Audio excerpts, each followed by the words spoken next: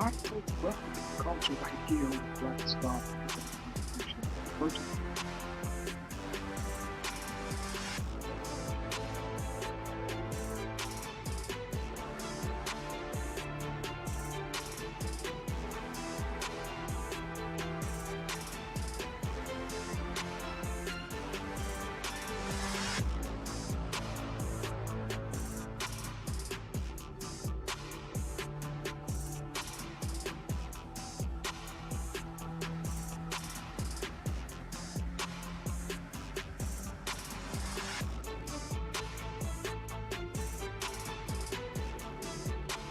peace and welcome to the culture right here on the Black Star Network. I'm your host, Farajii Muhammad. Thank you so much for checking in and being a part of the conversation. Folks, today we got a great conversation for you.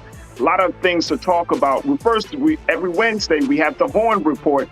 So we're going to check in with Dr. Gerald Horn to talk about everything from Russia, the latest remarks coming from Russian President Putin. We'll talk about what President Biden said at the United Nations today. And let's talk about this lawsuit filed by the New York Attorney General against President Trump and his 3 children. We'll have that in the Horn Report. Also, we're going to discuss the user fee program for the FDA, talking about how pharmaceutical companies are providing the budget for the Food and Drug Administration. Talk about conflict of interest. We'll talk a little bit about that. And how do you build a millionaire mindset during an inflation? We'll have a discussion to give us some insight on what we can do to be financially ready and so much more. So stay with us. That's all happening on today's edition of The Culture right here on the Black Star Network. Let's go.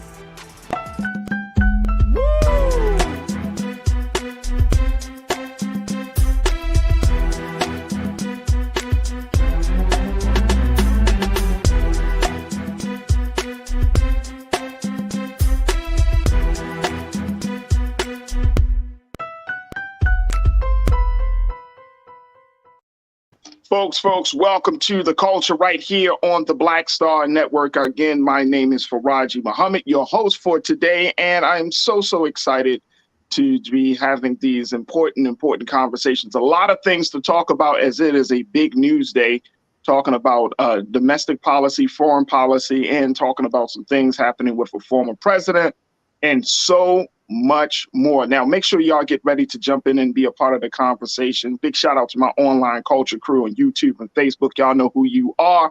Hey, be prepared, because we're going to make sure that we get your comments in, because of course, no conversation is complete without who? Without you. So we'll be posting your comments in a few moments as we have these conversations. And of course, continue to show your support for Black Star Network as we're doing the great work of being a Black-owned media that speaks about the issues, that tells your story and pleads your case. So go to blackstarnetwork.com and support us today. All right, folks, it's Wednesday, and it's time for us to check in with our very own analyst and history and policy expert, Dr. Gerald Horn, with the Horn Report.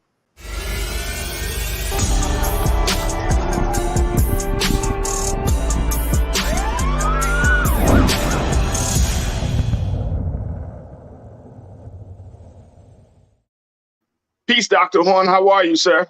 Hey, it's all good. What about you?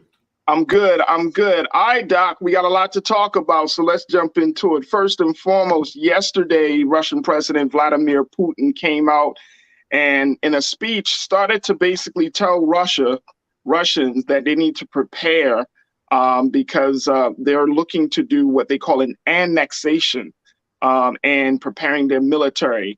Getting people enrolled into the military there in Russia. But I wanted to kind of get some insight on this. Let's share with you very quickly, Keenan and Ariel. Let's talk a little bit about what Putin plans are based on this report from USA Today. Putin plans, which starts by calling up reservists who take a look. Russian attacks in Ukraine should make your blood run cold. And this is what President Biden said in his UN address, which we're going to talk about in a moment. But take a look at this piece from USA Today about President Putin, how his plan, which starts by calling up reservists who previously served in the army, was unveiled hours after Russian-controlled regions in eastern and southern Ukraine announced plans to hold votes on becoming permanent parts of Russia.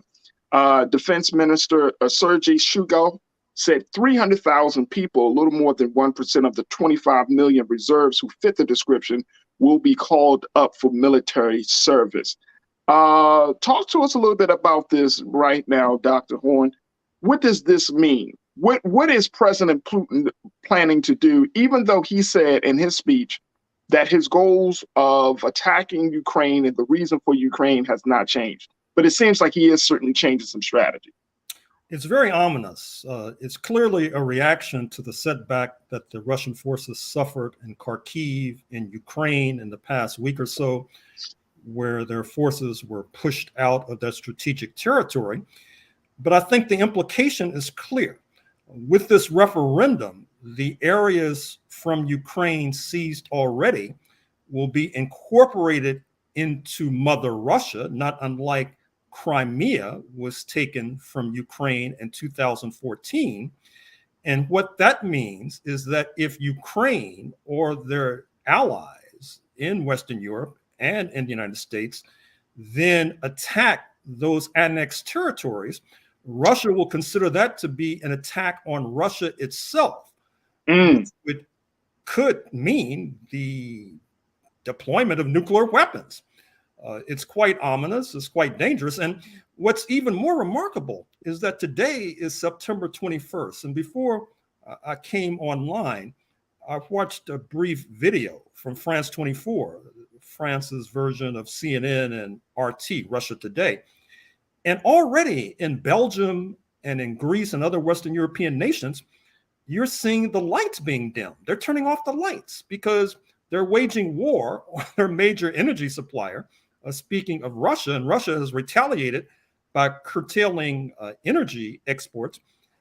I was thinking that the only beneficiary might be the estate of the late Philadelphia crooner, Teddy Pendergrass, because the Europeans might want to adopt his signature tune, turn the lights off, light a candle, because that's basically what they're going to be doing, right, sooner rather than later. Wow. So the thing about this latest move from Russia, and President Zelensky of Ukraine said that this is not a surprise that that Russia is starting to kind of move in a way that it's moving. Do you agree with that? Do you think that Ukraine kind of saw this coming? It's possible. I think that if they're intelligent, they saw it coming. I think it was a sort of surprise for Moscow because they did not expect this setback in Kharkiv, which really gave a shot of adrenaline to the bloodstream of the Ukrainians. That is to say, recall that Napoleon, the late French dictator, once said that morale as to the physical is 3-to-1. That is to say, even if you're outgunned and outnumbered, if your forces have high morale, they can move mountains. And this victory by the Ukrainian forces in Kharkiv certainly increased their morale. It dampened the morale in Russia.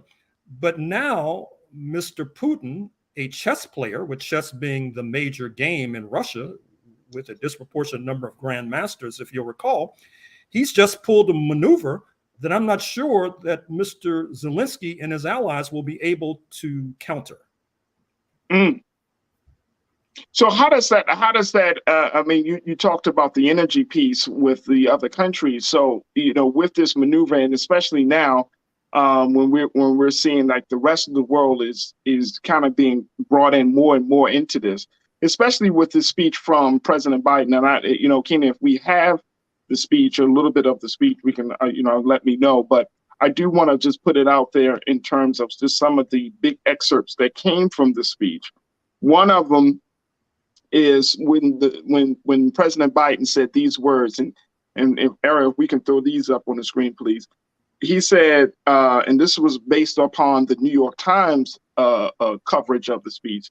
It says, "You cannot seize a nation's territory by force. The only country standing in the way of that is Russia. So we, each of us in this body, must be clear, firm, and unwavering in our resolve. Ukraine has the same rights that belong to every sovereign nation. We will stand in solidarity with Ukraine. We will stand in solidarity against Russia's aggression, period. That's tough talk there, Dr. Horn. Tough talk indeed, but some neutral observers might see it as hypocritical. Recall that a few decades ago, that the United States, under President Clinton, basically bombed Serbia into the Stone Age and seized Kosovo and stood it up as an independent nation, although many nations around the world do not recognize it. But from the point of view of our community, I thought one of the more intriguing aspects of Mr. Biden's speech was his proposal to expand the permanent members of the United Nations Security Council. This is the top table of the international community. It includes Britain, France, the United States, Russia, and China. Now, obviously, Mr. Biden has in mind trying to wrong foot Russia and wrong foot China, but he said that they were going to propose an African member of the permanent body that fundamentally sets the rules of the road for the world. I doubt if this is going to be South Africa. Mr. Biden just met at the White House with President Cyril Ramaphosa, but I don't think that the United States necessarily trusts the African National Congress because of its close alliance with the South African Communist Party. I think more likely it would be Nigeria because, number one, it has a bigger economy than that of South Africa. Number two, it has the largest population on the African continent. And then, most importantly, from Washington's point of view, I think it'll be easier to manipulate Nigeria, I'm afraid to say, because of the ethnic conflicts between the Hausa, the Yoruba, and the Igbo, which is made to order for manipulation from Washington's point of view. Now, he also said there would be a South American member. Likely that's Brazil, which has the largest Black population outside of Nigeria. So once again, this is good news for Pan-Africanism.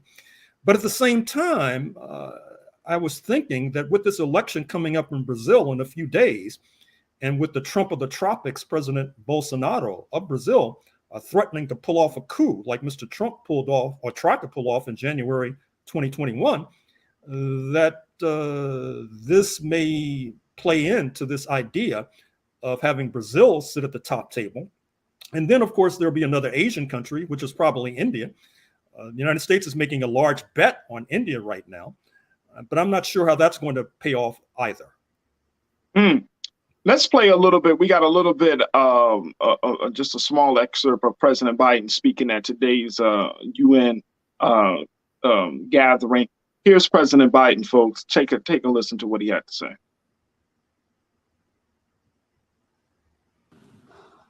Mr. President, Mr. Secretary General, my fellow leaders, in the last year, our world has experienced great upheaval.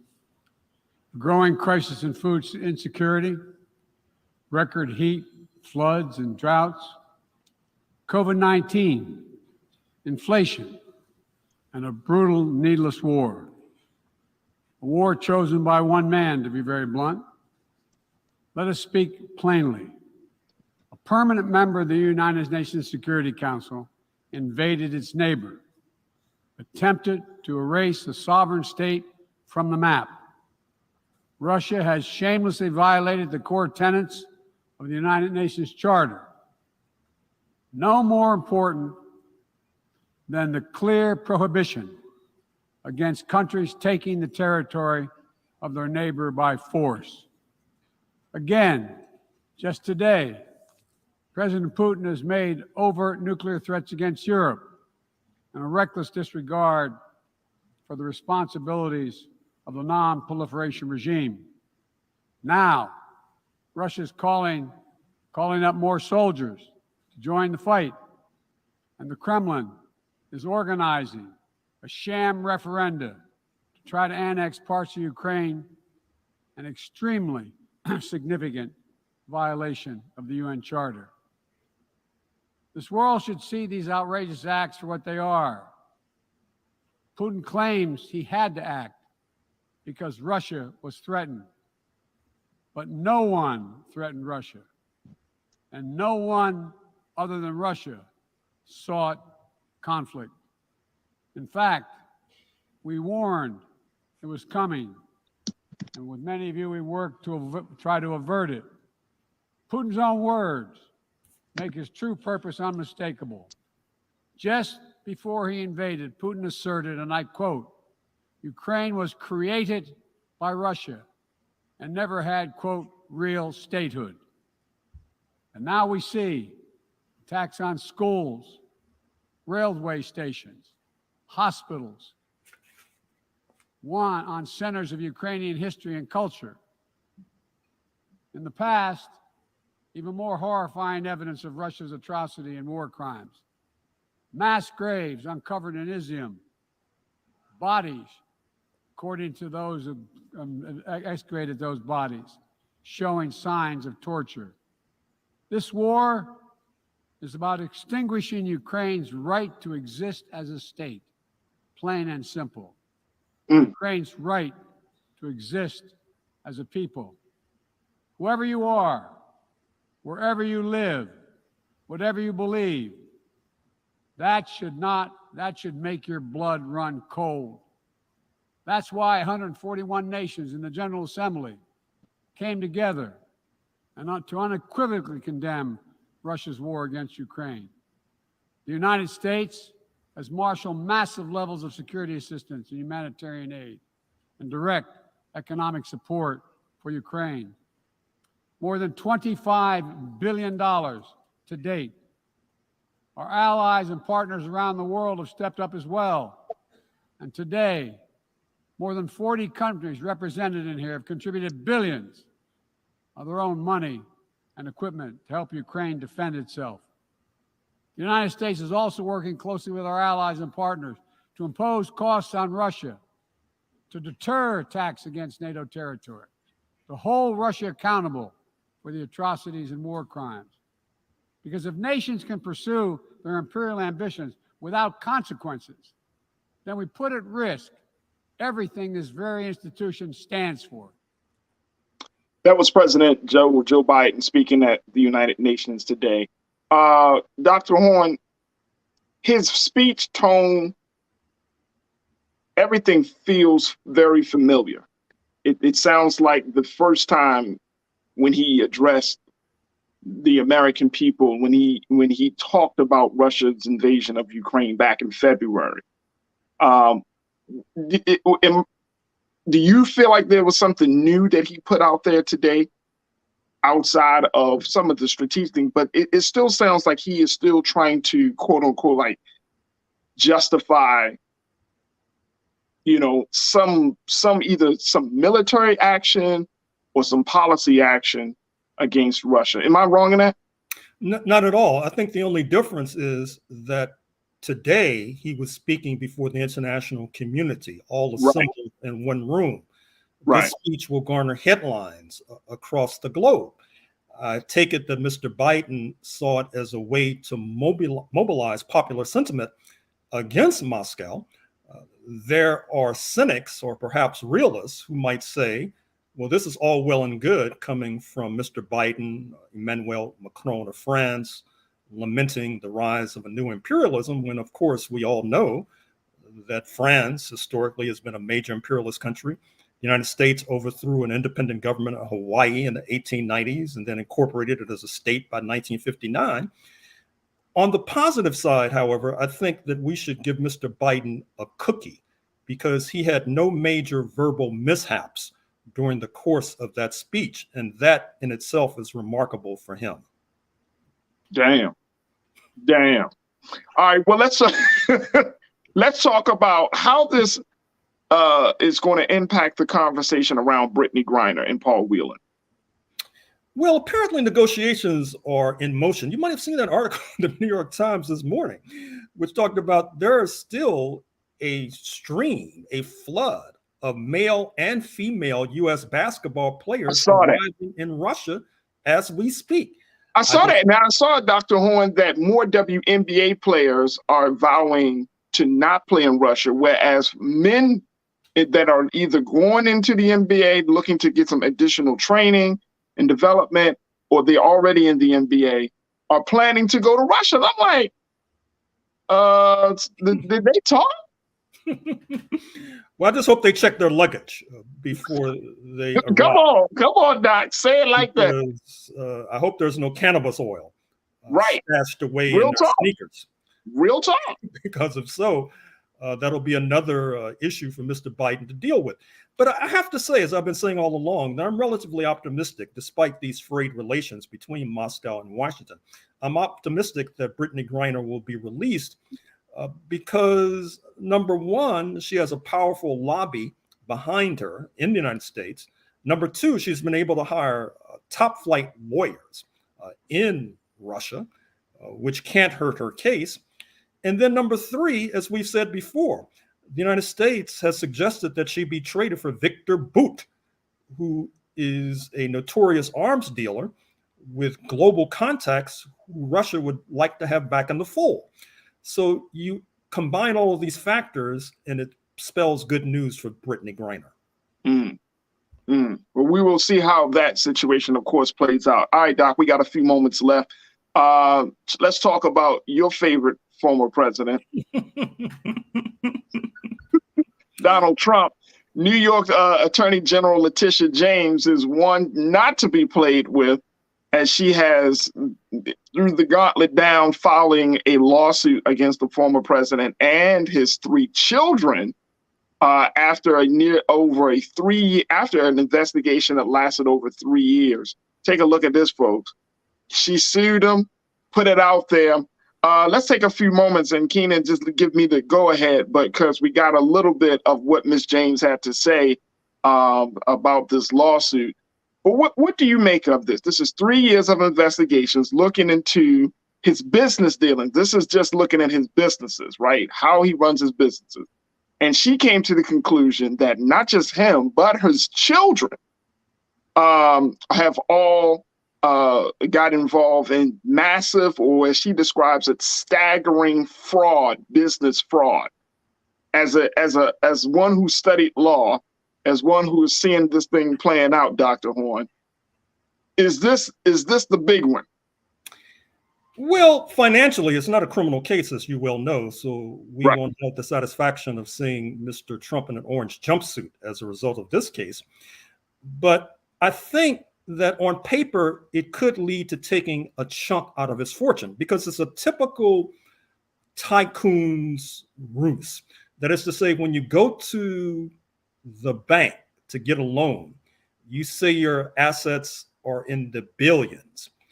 But when you try to go to Forbes 400, when your time comes to pay your taxes to the Internal Revenue Service, you lower your assets and say your assets are in the millions.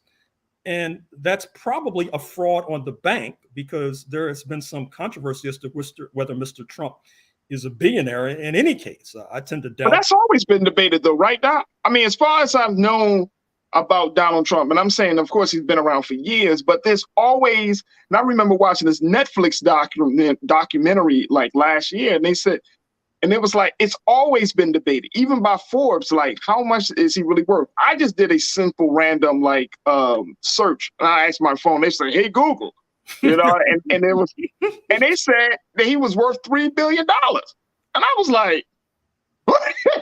That's the look that I gave my phone. Okay, even after lawyer fees. Well, he doesn't pay his lawyer, so that doesn't count. But it's like, that's always been the question of what is he actually worth. And you would think that a businessman of his caliber, quote unquote, like we see Elon Musk, we see other business, Mark Zuckerberg, we see the guy that owns Amazon. We've seen all these people, right? There's always a constant conversation about their net worth. When it comes to Donald Trump, it's a big question mark. It's a big question mark indeed, but I think that this may be his downfall financially. On the other hand, the trial most likely will be in Albany, New York, and Mr. Trump, if he's able to hire a lawyer, will probably be able to pick a jury that'll be sympathetic to him in Albany, New York, given the demographics of that particular region. And in any case, I think that our audience should pay attention to the fact that three of the major lawyers going after Mr. Trump, speaking of Attorney General Letitia James of New York State, Manhattan District Attorney Alvin Bragg, Fonnie Willis, the Fulton County, Georgia prosecutor, they're all Black. And that has been an issue for the MAGA crowd, who say that this is some sort of Black conspiracy against the dear leader. Speaking of MAGA, Mr. Trump's lawyers should be careful, because oftentimes they end up in hot water to the point where the latest saying is MAGA means making attorneys get attorneys. Look at the jailing of Michael Cohen, his former lawyer, Rudy Giuliani, maybe going down soon, the former mayor of New York City. So these lawyers better walk a very narrow path, because they may be next in the crosshairs. All right, let me play what Miss James had to say just for a few moments as we wrap up the Horn Report. Let's play Miss New York Attorney General Letitia James as she announces her lawsuit against President Trump and his children. Good morning. Following a comprehensive 3-year investigation by my office, including witnesses, interviews with more than 65 witnesses, and review of millions of documents that were submitted by Mr. Trump and others, I am announcing that today we are filing a lawsuit against Donald Trump for violating the law as part of his efforts to generate profits for himself, his family, and his company. The complaint demonstrates that Donald Trump falsely inflated his net worth by billions of dollars to unjustly enrich himself and to cheat the system, thereby cheating all of us. He did this with the help of the other defendants, his children, Donald Trump Jr., Ivanka Trump, and Eric Trump, and former Trump Organization CFO Alan Weisselberg and Trump Organization Controller Jeffrey McConney. Mr. Trump and the Trump Organization repeatedly and persistently manipulated the value of assets to induce banks to lend money to the Trump Organization on more favorable terms than would otherwise have been available to the company, to pay lower taxes, to satisfy continuing loan agreements, and to induce insurance companies to provide insurance coverage for higher limits and at lower premiums. This conduct was all in violation of Executive Law, Section 6312, which gives the Attorney General broad and special powers to go after persistent and repeated fraud and illegality.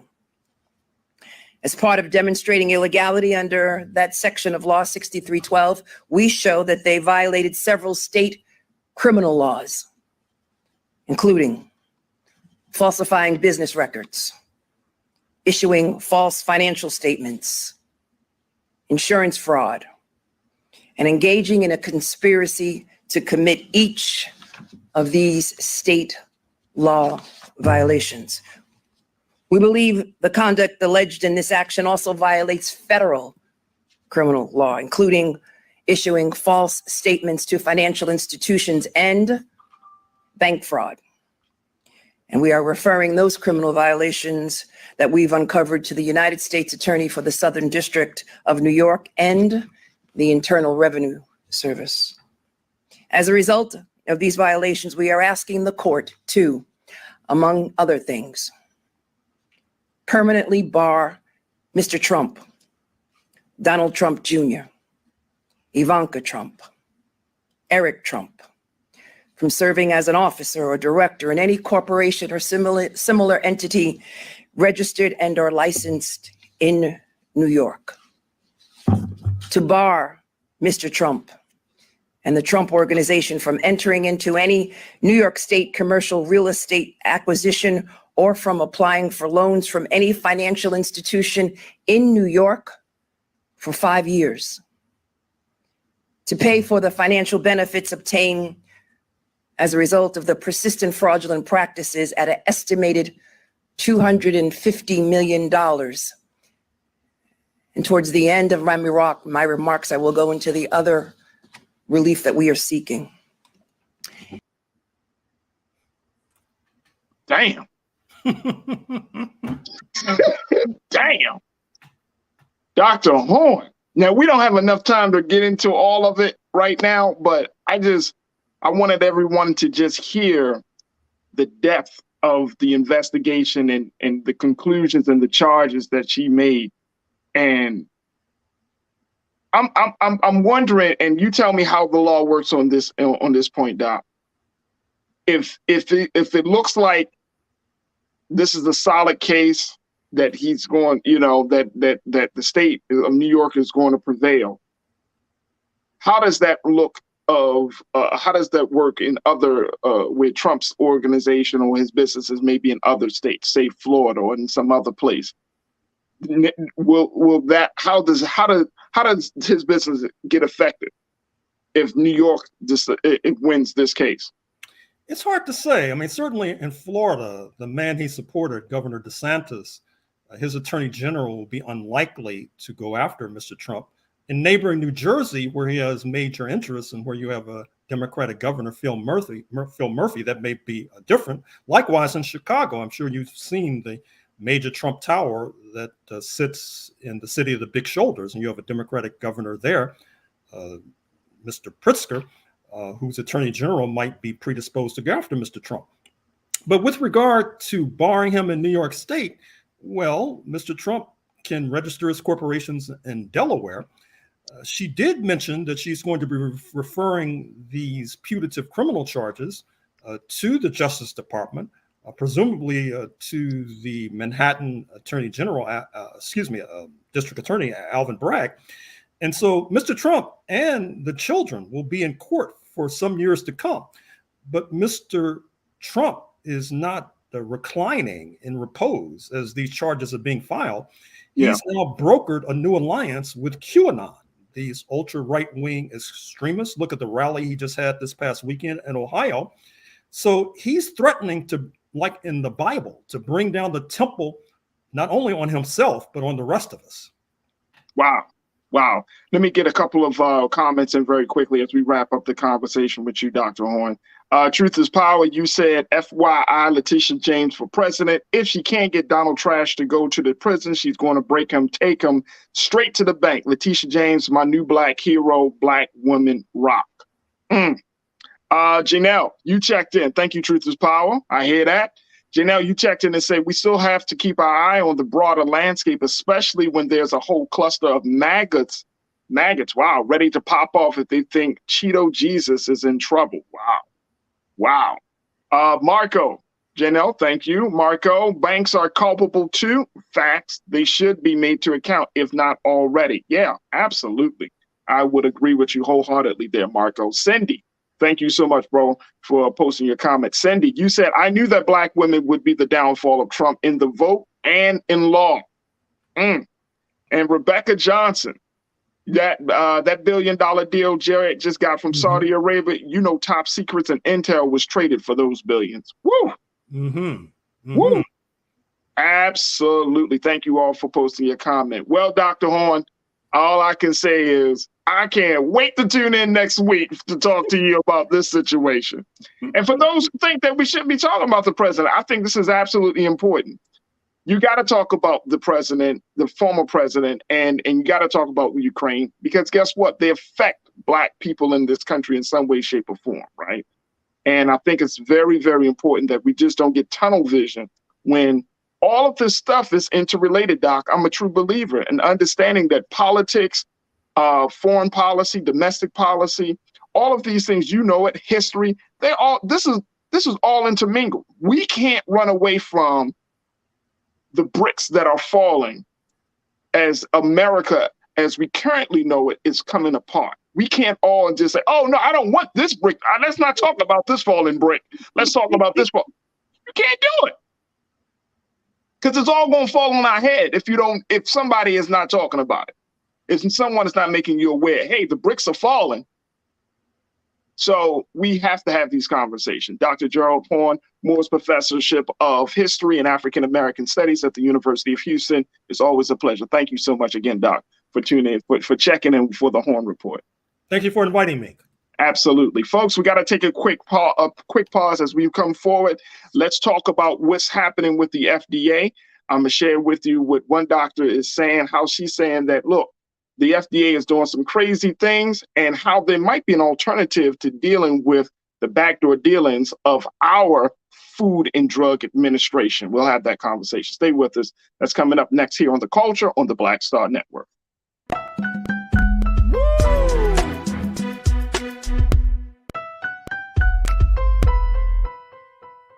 Hatred on the streets, a horrific scene, a white nationalist rally that descended into deadly violence.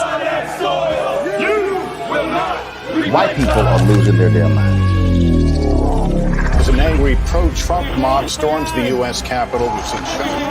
We're about to see the rise of what I call white minority resistance. We have seen white folks in this country who simply cannot tolerate black folks voting. I think what we're seeing is the inevitable result of violent denial. This is part of American history. Every time that people of color have made progress, whether real or symbolic, there has been what Carol Anderson at Emory University calls white rage as a backlash. This is the rise of the Proud Boys and the Boogaloo Boys. America, there's going to be more of this. Here's all the Proud Boys, guys. This country is getting increasingly racist in its behaviors and its attitudes because of the fear of white people. The fear that they're taking our jobs, they're taking our resources, they're taking our women. This is white fear.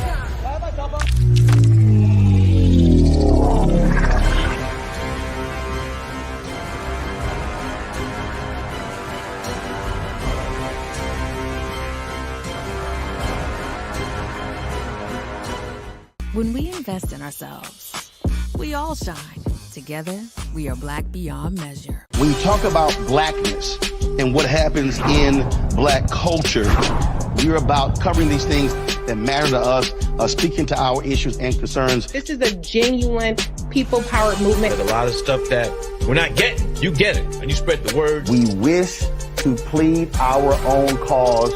Too long have others spoken for us. We cannot tell our own story if we can't pay for it. This is about covering us. Invest in black-owned media. Your dollars matter. We don't have to keep asking them to cover our stuff. So please support us in what we do, folks. We want to hit 2,000 people, $50 this month, raise $100,000. We're behind 100,000, so we want to hit that. Y'all money makes this possible.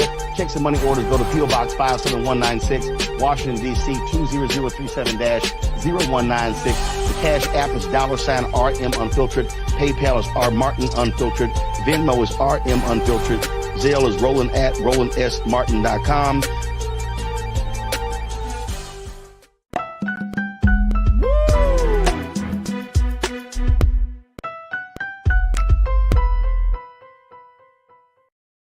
All right, folks, welcome back to The Culture here on the Black Star Network. Thank you so much for tuning in. And a big shout out to all of our new watchers today as we have these conversations. Make sure y'all follow us on our social media at Black Star Network. Make sure you follow me on my social media so we can continue the conversations offline at The Real Farajii.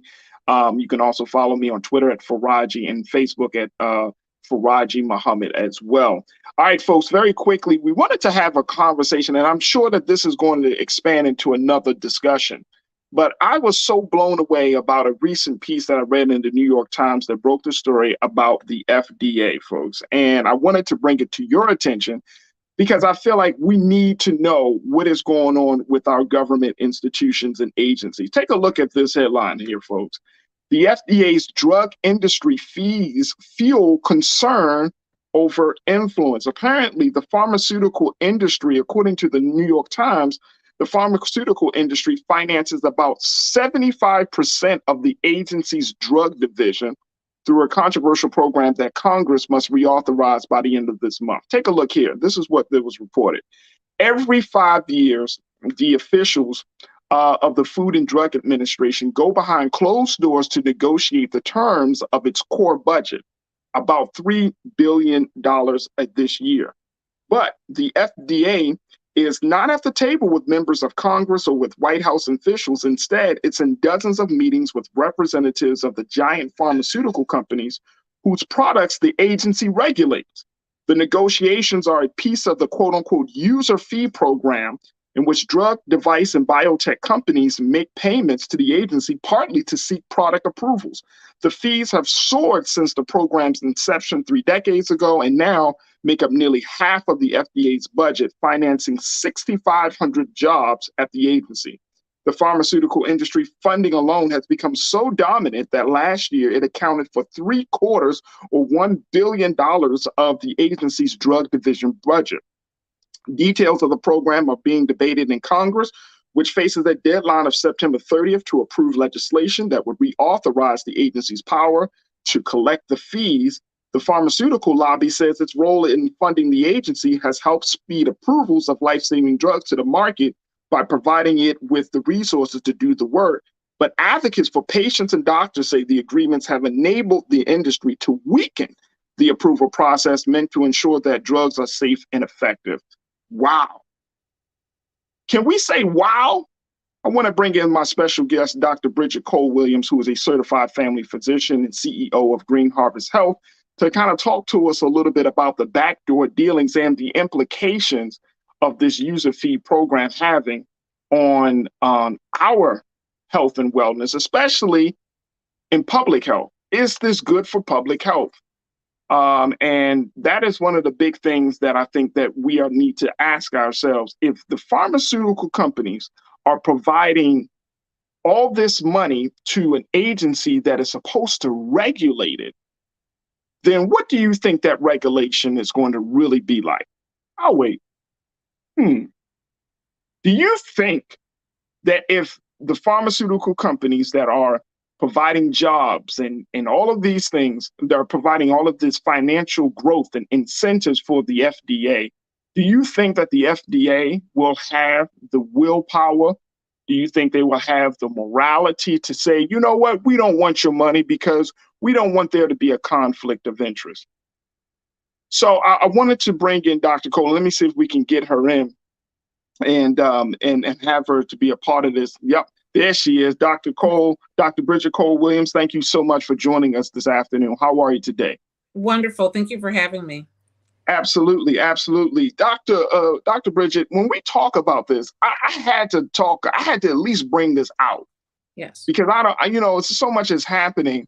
But one of the big things that I'm very concerned about in this country is how public health is regulated, right? That unfortunately we're still, even though the president said that the pandemic is over, we're really still in a period where we're told to get boosters, we're told to get drugs. We got monkeypox is now there. We're talking about polio has come back in some states, and there's going to be a heavy reliance on drugs. There's going to be a heavy reliance on pharmaceutical products, right? Mm-hmm. But when you know that pharmaceutical companies are making these deals, then you got to ask yourself the question,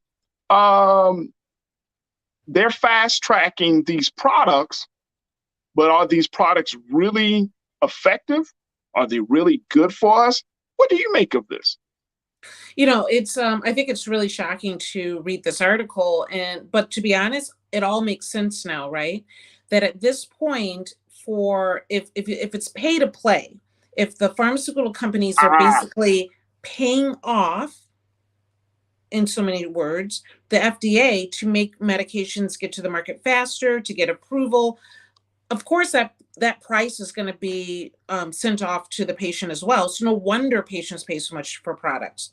And then if you realize that these medications are being pushed, and every day patients are on more and more medications, and we're paying more for medications every day, people distrust the medical system, and that's for good reason.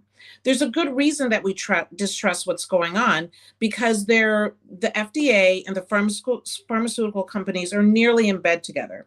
And as long as that relationship is as tight as it is, how do we know that we need what they say we need? How do we know that we can trust the medications they claim that we need? And how can the physician even have enough time to be able to investigate this themselves? So if that's the case, and we see that happening, right? I'm wondering, okay, is there like what's the recourse for us as the citizens? What's the recourse for us as consumers of these pharmaceutical products, right? Like, where's the accountability? I know that it was stating in the article that Bernie Sanders, who has always kind of been a thorn in the side of the pharmaceutical companies for years, he said, if you're paying, then where's the regulation? Absolutely. The fact of the matter is we need to have better conversations with our government because they should be working for families and they should be working for patients and not working for the pharmaceutical companies. But as patients, what I've really seen is that 40% of adult Americans are looking at complementary and alternative medications. They are no longer trusting the system that's been set in place in the healthcare system, and they're leaving it in droves to go to more holistic options. We need to pay attention to this. We need to make sure those options are safe. And we need to talk to our government and say that this pay to play, this user fee is actually doing a detriment to our health as well as our trust of the system. So you released a book, Dr. Bridget, on it's called Courage in Cannabis, right? Where you're really an advocate for the use of cannabis. How do you see that industry playing out on this current or impacting this current pharmaceutical industry? Are you finding, particularly among Black folks, are you finding that Black folks are saying, you know what, I'm giving up these pills, I'm gonna go to that leaf? Yeah, absolutely. I will say that we as Black Americans have never had a great trust in the health system. I've seen it every day. And keep in mind, we have a history. We have the Tuskegee experiment. We have a history of not trusting our health system. And we do trust more our holistic options that our grandmother and great grandmothers have been helping us with for years and hundreds of years. So what I see are patients every day that either don't take the medications that their physicians are prescribing. 50% of medications are never taken by the patients that they were prescribed to. And they're looking at cannabis, which is simply a plant, as an option to treat their medical needs. And what has been, there has been, of course, there's been a lot of conversation about Black folks, setting up dispensaries and being a part of the industry on that side. But in terms of looking at cannabis for medicinal purposes, right? What has been some of the numbers and some of the data that you've seen where folks are saying essentially, like, for sickle cell and for other conditions, you know what, this is a better treatment option. This is a safer way versus getting a fast track, a pill on the market. Absolutely. I mean, so September is Sickle Cell Awareness Month. So we need to keep in mind what our friends and relatives are dealing with. And to be quite honest, there was a study done not that long ago that looked at the majority, a great majority of sickle cell patients have experimented with some extent of cannabis for treatment. The fact of the matter is the studies behind opioids are not as great as people think, but that is what we're pushed to. And we're also pushed to addiction. And so what we're finding as a people is that we don't want to go this route anymore. We don't want the addiction. We don't want pills pushed on us. We want something that we understand, that we can control, that we can hopefully in some states grow ourselves, and that can help not only the pain the sickle cell patients experience, but it helps with the anxiety. It helps with the stress that leads to the crisis that sickle cell patients endure. We want to be able to control and feel empowered in our own healthcare. And when you have a system where the FDA and the pharmaceutical companies are in bed together, it's hard to trust the system at hand. Wow. Let me just take a couple of comments from my online culture crew, Doc, because I think this is an interesting conversation. But one of the big things, after learning about what the FDA's user program is doing, it does not build any trust. I mean, this does not build any trust. And here's the thing. You have millions of people, especially Black people. We were all kind of got into a space of the tactic of fear was the number one driver to get many of our people vaccinated for COVID and boosted in all of those things, right? So part of me is wondering, like, okay, now that we know that there's a pay-to-play program with the FDA, does this stuff really work? Right. Is it really in our best interest? Because if you got an agency, and I can't emphasize this enough, Doc, if there's an agency that's supposed to look out for our public health and well-being, and they're playing and they're not regulating, they're not setting any boundaries, they're not even proposing any sort of consequences or punishment against those who are responsible. And that's the crazy part about it.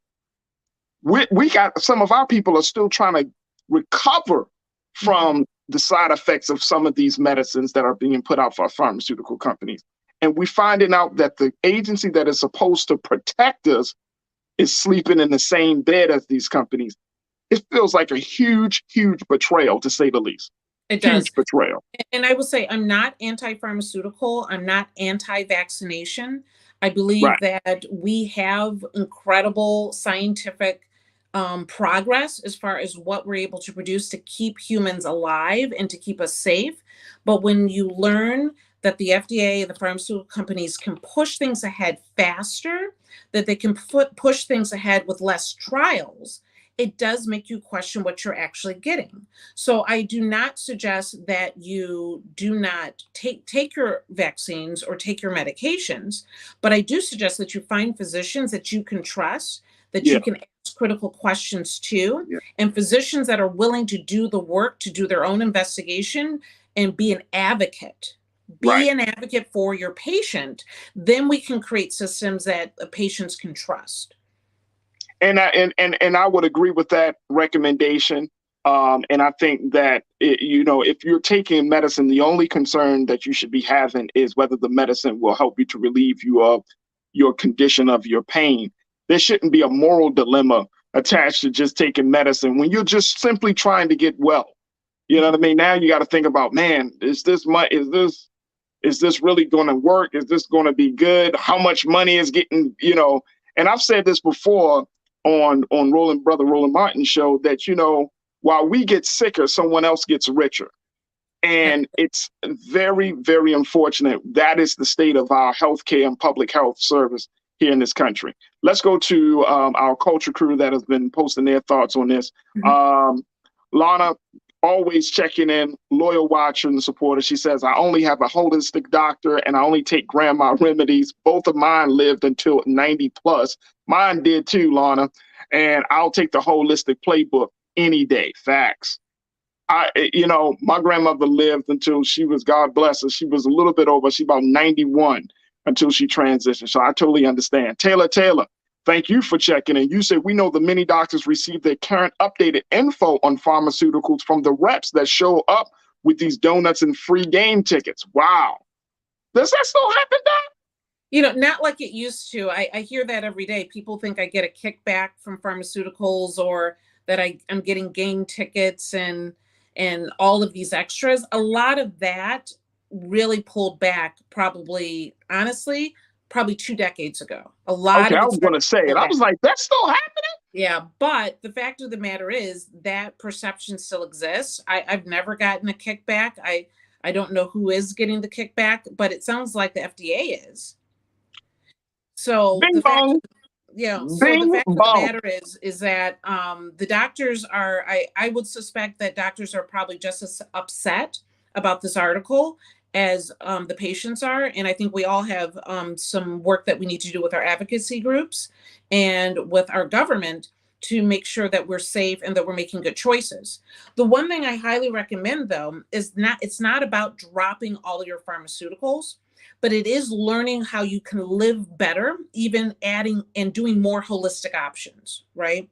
And so when you need your pharmaceuticals, you need them. Don't get me wrong, but there's a lot of things that go into our diet and a lot of things that we can actually plant-based, food-based, vitamin-based, that we can add into our experiences, which is why our grandmothers and great-grandmothers did so well. Yeah. And so we need to cut out some of the horrific sugars that are in our diet and that really slow us down. I mean, there's a lot of things that are pushed more than even the pharmaceuticals that are a problem and why really Black and brown communities do not do well. And it's the options of what's ahead of us. And that should be something that we should focus on as well. Hey Doc, let me ask you this. You know, coming out of COVID, or you know, kind of seeing on the tail end of COVID, do you think that people will get the message? And I'm speaking of Black, brown, white, Asian, Latino. Do you think that people will really get the message that it still comes back down to personal responsibility and personal health, taking the extra time, you know, spending a few extra dollars on getting the best of foods? Do you think that people want to get that lesson? Because that's one of the things that I'm gleaning from this whole pandemic experience, that if nothing else, you have to take the necessary steps to make sure that your health is in better shape, right? You know what I mean? Like if we come out of COVID after it was nearly, 2.5 years, and we're still eating the same way, we're still, not taking care of ourselves, our hygiene, not being taking the protective measures that we need to take. I feel like something is going to be lost in that. That was a big wasted experience. What's your take on that?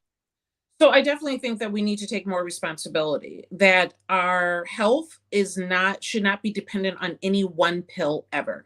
Okay. And so whether it's, taking those walks after dinner, eating healthier meals, decreasing some of the fatty meats that are in our diet, we need to take responsibility. I'm a family physician. I spent almost 20 years at the Cleveland Clinic. I'm a cannabinoid specialist. And I recommend not just, cannabis as far as marijuana, but all other aspects of the cannabis plant to help normalize and balance your system and improve your immune system. And I work with an herbalist. I don't claim to know it all, but when I have patients coming in, I send them over to the herbalist. Let's have a better conversation about how you can make this your lifestyle and not just a treatment option. Yeah. And that's how we can do better as a people. As we wrap up this conversation very quickly, since you do work and you are familiar with the cannabis industry, talk to us about how do we have a conversation about regulating that industry? I'm here in Los Angeles, and one of the big things that's an issue is illegal cannabis dispensaries. The state has not licensed a lot of these places, so you go in and it's like very backdoor, shady type of places that are selling cannabis. They don't have the THC levels, and all of those things are happening. So is there a way that regulation can happen and a way to prevent something like this that we see with the FDA now happening to the cannabis industry in the next 10 years? 100%. What is really important is quality, accurate testing of products, and it has to be required. If you are taking products and you don't know what those test results are, the certificate of analysis, then you might as well be getting brickweed from your neighbor next door. You need to know what's in that product so that you know how to use it and that you know that it's safe.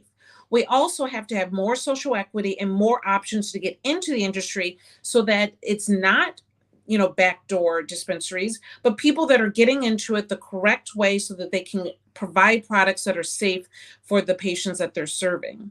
So we need to have more opportunities. I work with a group now that our whole purpose is to be able to help Black and brown people get into this industry the way that so that they can benefit from the cannabis industry that once we were going to prison for. And so working with Nomad, I end up helping people find a place where they can hopefully find whether it's the product that they're creating or the dispensary or cultivation center that they're opening so that we can be a part of the story. Absolutely. And my final question, Doc, is that for doctors, practitioners like yourself and others, are we going to have or see a choir of Black doctors emerging to speak out against some of these public health inequities, and maybe looking at a number of Black doctors to speak on cannabis regulation? Because it just seems like as we have these conversations about our public health, we're not seeing as many, and I could be completely wrong, so please correct me if I am, but I'm just not seeing those coalition of Black doctors, those organizations really sounding the alarm and say, hey, Black folks, brown folks, yo, let us do here. We are here. We're going to be the buffer for all of this other stuff that is coming down the pipe. We're going to help you to kind of break it down. On Roland's show, he had a number of Black doctors, but it's still, for me, even listening to Black physicians, I was like, but where's the larger group? Where's that? Are there some voices that we need to kind of turn to, so that way, as we're looking at these public health crises, we can go to these trusted sources? Absolutely. So there are definitely some organizations out there, but I don't know if we have enough of a platform or a voice to get that information out there. The one thing that I highly recommend to physicians, Black, brown, and in between, all of the above, read. Do not wait for some organization to give you the permission to say cannabis is okay, because many of our physicians are still stuck in reefer madness. They have not looked at the research. They do not see the benefits of this, and they're more concerned about the stereotypes and the stigma and not the actual benefits. Keep in mind, this whole FDA thing, and we're speeding medications to approval faster, those are the same critique that they're having of the holistic and cannabis space, that the studies aren't large enough, that the numbers aren't more significant enough. That's what they're criticizing the cannabis for. And now we're taking pharmaceuticals that we're overpaying for, and they're doing the exact same thing. So I highly recommend physicians take control and be the advocate that you should be, and read and learn that cannabis is an incredible option for your patients. There it is. Dr. Bridget Cole-Williams, we truly, truly appreciate you. I thank you so much for your time. Your book is called Courage in Cannabis, and this is a powerful, powerful book. There's the cover right there, folks, as we've been talking to Dr. Bridget about this user fee program by the FDA, as well as some of the dynamics of the cannabis industry. Doc, we certainly would love to bring you back on to have other conversations about this, but thank you so much for your time today. We truly appreciate it. Absolutely. Thank you. Absolutely. All right, folks, we got to take a quick pause. When we come forward, let's talk about how do you build a millionaire's mindset during inflation. We'll have that conversation. Plus, I got something crazy to share with y'all the next hour about a story that about this one guy that just keep on giving. I'm going to share it with you. I don't even want to say it right now because I want us to be focused on building that millionaire mindset. But trust and believe, this guy is doing way too much. He's just doing the most. So stay with me. Those conversations are coming up next right here on The Culture, only on the Black Star Network. We'll be right back.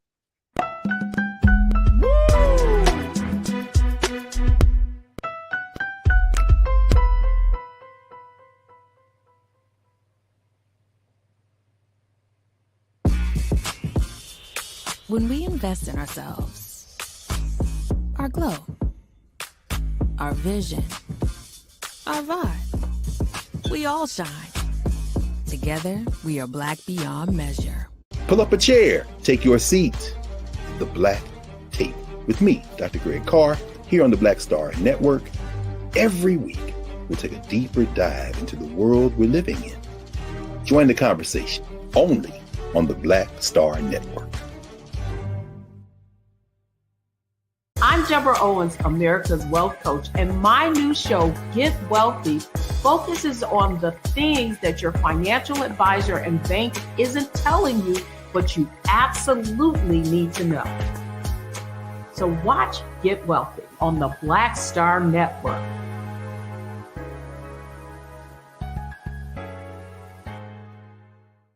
Hi, I'm Dr. Jackie Hood Martin, and I have a question for you. Ever feel as if your life is teetering and the weight and pressure of the world is consistently on your shoulders? Well, let me tell you, living a balanced life isn't easy. Join me each Tuesday on Black Star Network for a Balanced Life with Dr. Jackie. We'll laugh together, cry together, pull ourselves together, and cheer each other on. So join me for new shows each Tuesday on Black Star Network, A Balanced Life with Dr. Jackie.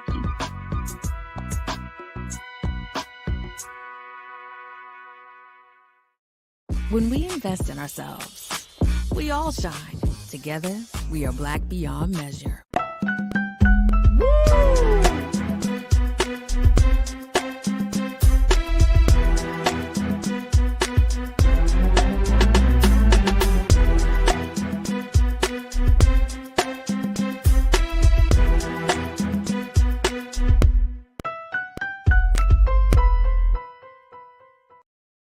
Folks, welcome back to the second hour of The Culture right here on the Black Star Network. Thank you so much for tuning in and being a part of the conversation. Make sure that you continue to show your support for us here at Black Star Network. You can go to our website right now, download the apps. We got a lot of new viewers, and I'm certainly grateful for you for tuning in. But check us out on our website at blackstarnetwork.com, blackstarnetwork.com. Support Black Star Network if you've been enjoying the conversations and you like the feedback and you enjoy the engagement.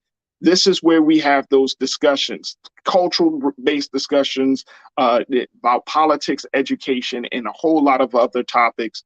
But again, this is where you'll find unadulterated, unfiltered conversation about Black life and culture here on Black Star Network. So your support, financial support, sharing the content type of support is especially needed. Again, blackstarnetwork.com. All right, folks, I wanted to kick off the second hour talking about building a millionaire's mindset. We all know that inflation is kicking our butts right now.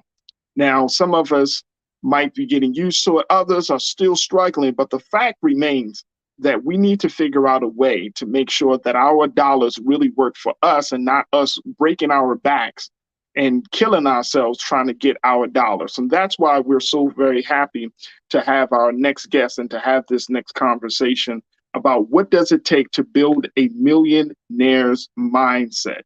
What does that take? And so we want to welcome Miss Alicia Holmes, who is a wealth coach, to give us some insight about this, especially in light of the impact that inflation has on Black and brown communities. Alicia, thank you so much for being with us this afternoon. How are you today? I'm great. Great. All right, Alicia, I want to throw something out there as we have this conversation, just to give people some context, because inflation is very, very real. And this is what I came across, Alicia, and you can give me your insight and your expertise. This came from CNN. Take a look at this, folks. Ariel, if we could post this quote. It says that with prices rising to the highest rates the U.S. has seen in more than 40 years, researchers say Black families will suffer the worst effects of rising inflation because they lag behind their white counterparts in income, wealth, financial savings, and home ownership. The disparity leaves many Black Americans without the funds to help offset the rising consumer prices and puts greater pressure on their monthly income, economists say. Some economists fear that if lawmakers don't act soon to combat inflation, Black families may be forced to go without necessities as the threat of another recession looms. Wow. Take a look. As inflation soars, Black Americans bear the brunt of rising grocery, gas, and housing prices. These are the three major areas. You're talking about rent, you're talking about gas, you're talking about food. And so now, Alicia, I'm hearing folks, and I'm sure you're hearing folks, it's like we're just working to pay bills, working to put gas in our car, right? And working to pay the rent, right? Now, if you decide to go on a trip, if you decide to have, to go out on a date, especially if you're single, even if you're married or with someone in a relationship, you're like, I don't know if we can do that as often as we used to.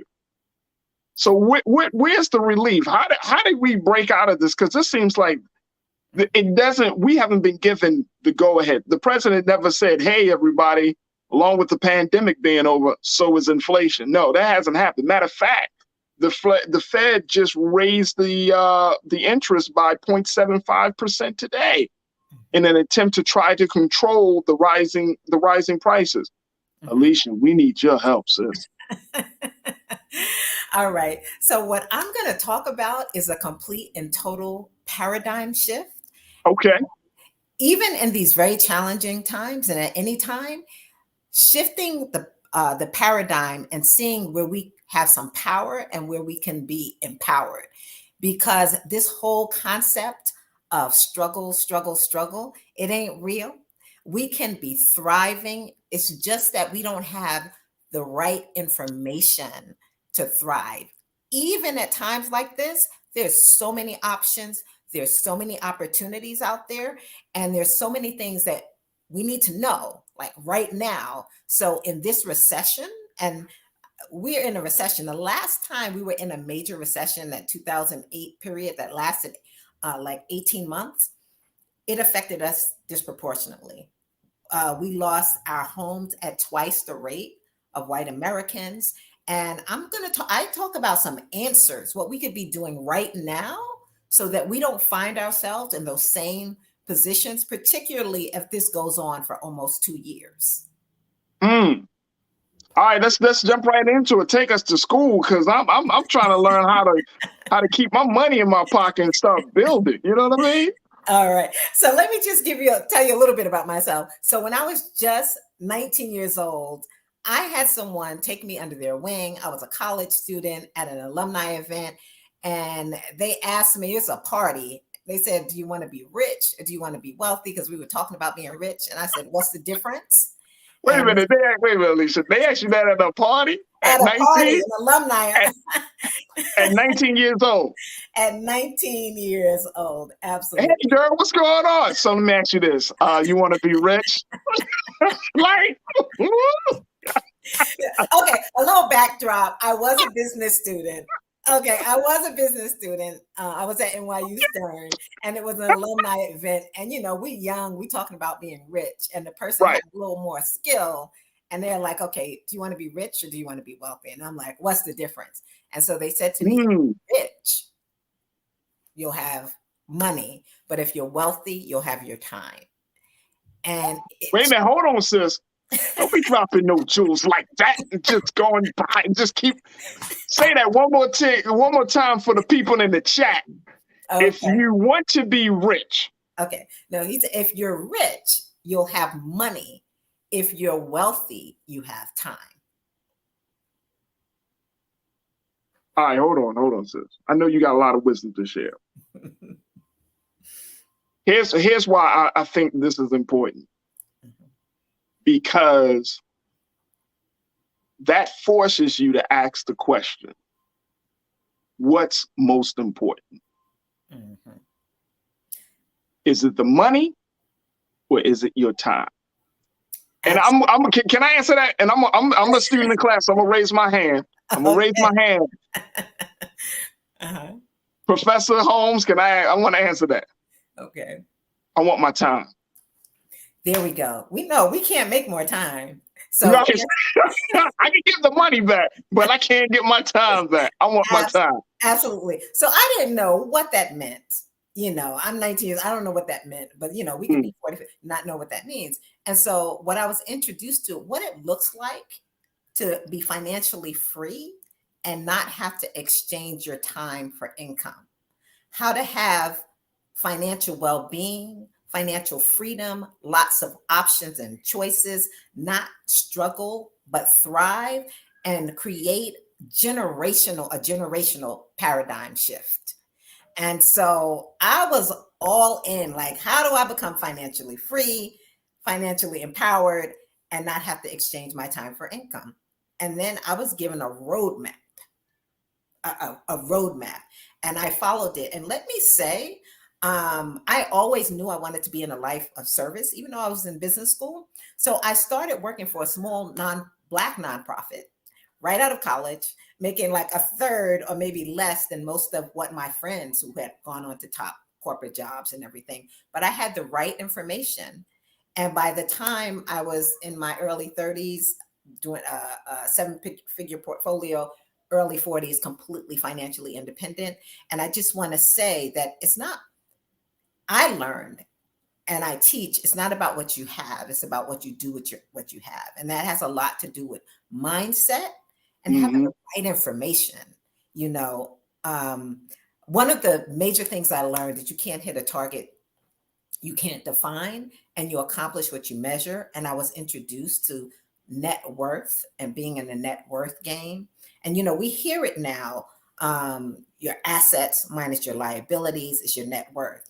But the very act of when you actually embrace this and you start to measure this and understand it, and don't pay attention to your income, pay attention to what is happening with my net worth over time. Because we all know our income can go up and up, but that doesn't mean we're building wealth and having a higher net worth.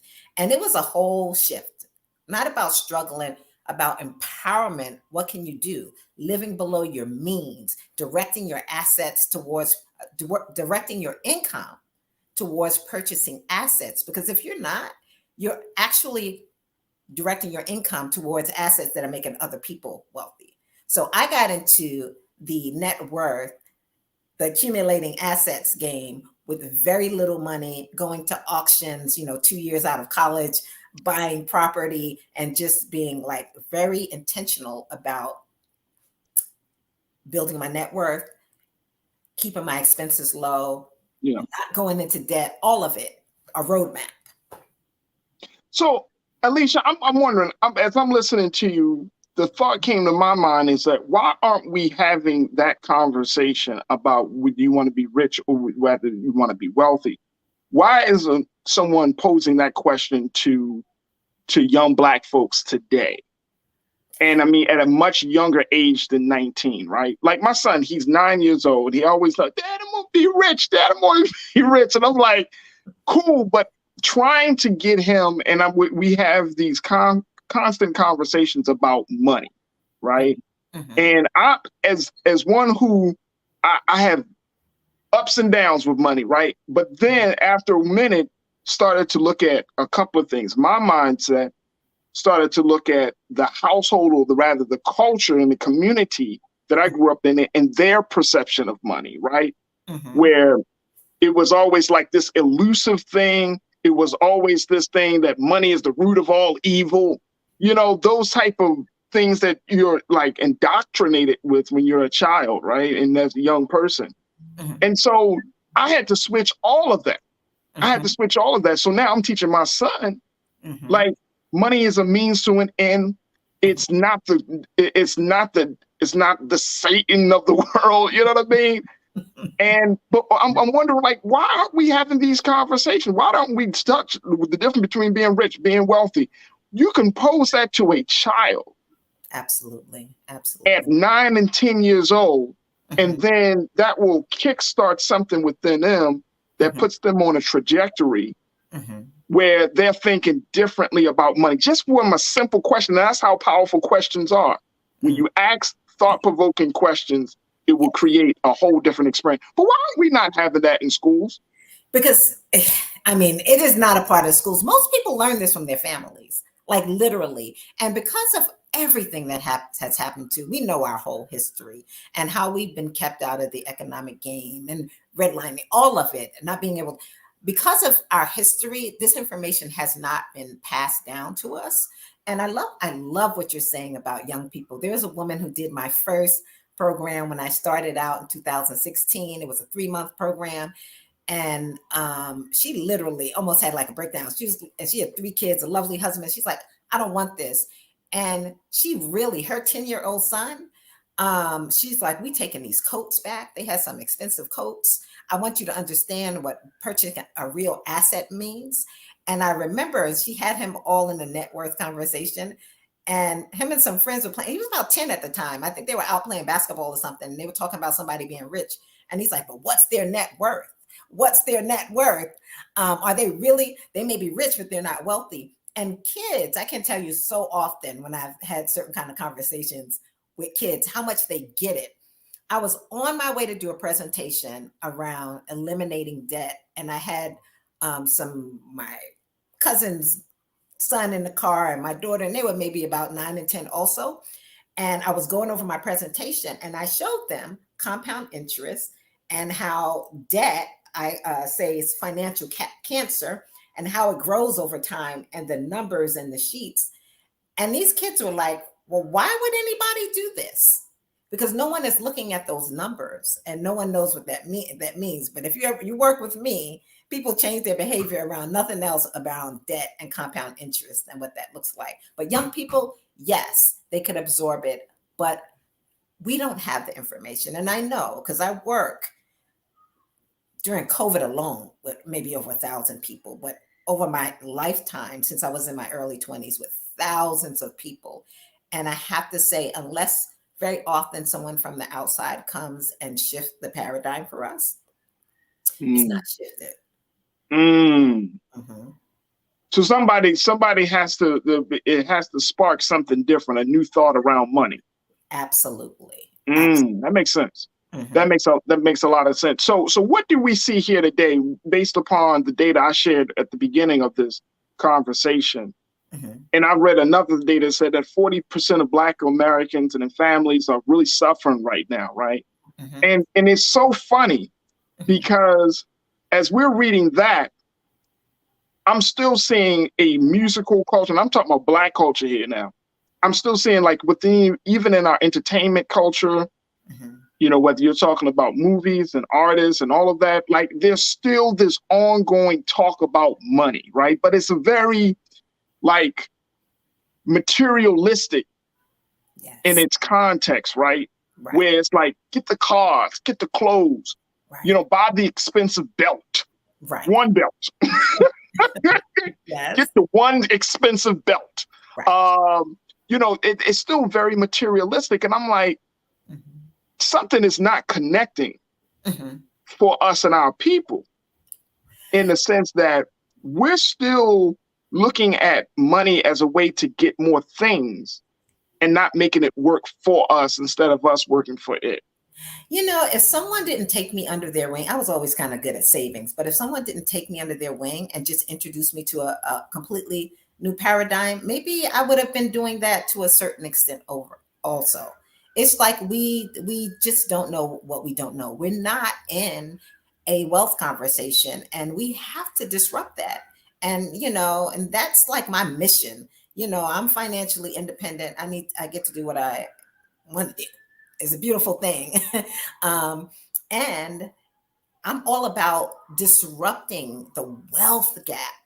I call the net worth the new poverty. We're so focused on acquiring things. So I want to step back for a second. One of the things that my coach has said to me, and I'm going to call him my coach, I'm 19 years old, is that very often in our communities, we're status starved. I had never heard that term before. And I'm like, what is that? So we spend a lot of money on things that beef up our status. I think we're disproportionately marketed towards, specifically Black women. I mean, I do a lot of research, a lot of statistics, and as Black women, we disproportionately spend a lot of money on beauty products and those kinds of things. And, you know, there's a mechanism of influence in marketing that it really just going after us. There's so much I could say about that. Yeah. But, so the being status starved because of so many things, our history, microaggressions, all of the, you know, media and everything that's being proposed for us.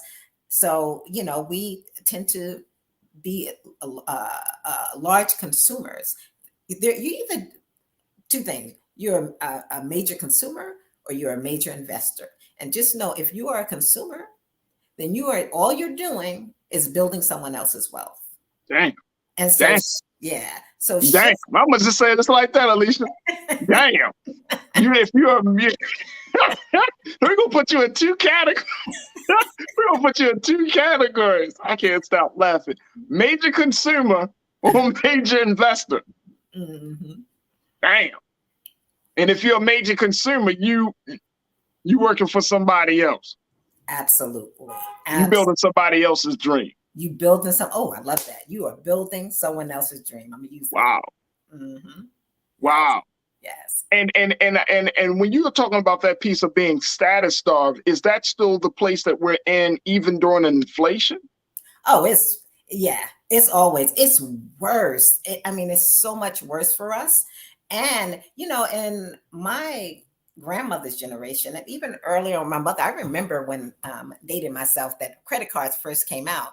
So our grandmothers and, you know, early in life, our mothers, they literally they could only spend but so much. But credit cards gave us the ability to spend way beyond our means. And in this country, there's some statistics around people spending today the income that they're going to earn for the next 10 years. And that's what this whole world of credit cards and debt is creating for people. So you could just, it's almost like anything you want, whether you can afford it or not, whether it's going to cost you 10 years of labor, you are going to buy it today. And we don't know the numbers behind that and how to think about it and work through those things. Damn. Alicia, I got to take a quick pause. When we come forward, I want to continue this conversation and also include some of the comments that we got from our online culture crew. And big shout out to all of you. Janae, I saw your comment first about today being Black Women Equal Pay Day. So I got to talk to Alicia about what that means and how do we, take this conversation of equity to the next level, especially for the sisters. So big shout out to you, Janae, and to all who said that to me in the chat. That's why I appreciate y'all so much. So we're going to have that conversation and a whole lot more in the final few minutes of today's show. So stay with us. A lot to get to right here on The Culture on the Black Star Network.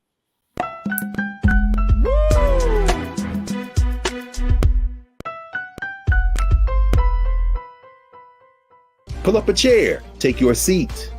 The Black Tape with me, Dr. Greg Carr, here on the Black Star Network.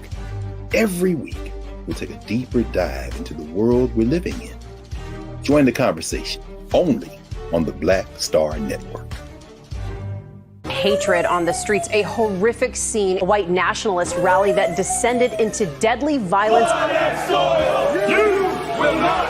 White people are losing their damn minds.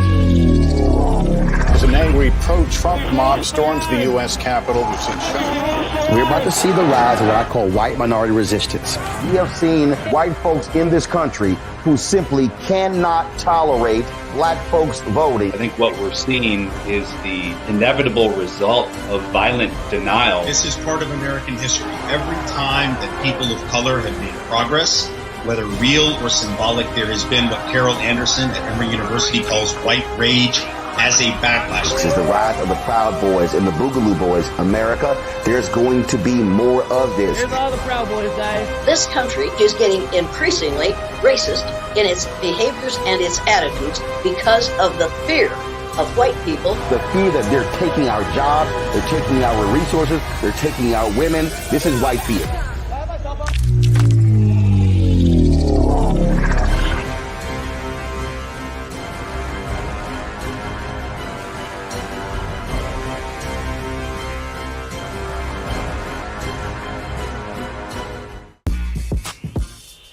When we invest in ourselves, our glow, our vision, our vibe, we all shine.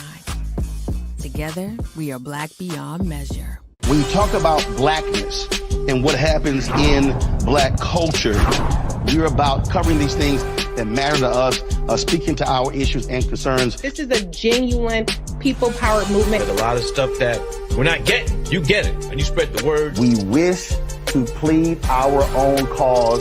Too long have others spoken for us. We cannot tell our own story if we can't pay for it. This is about covering us. Invest in Black-owned media. Your dollars matter.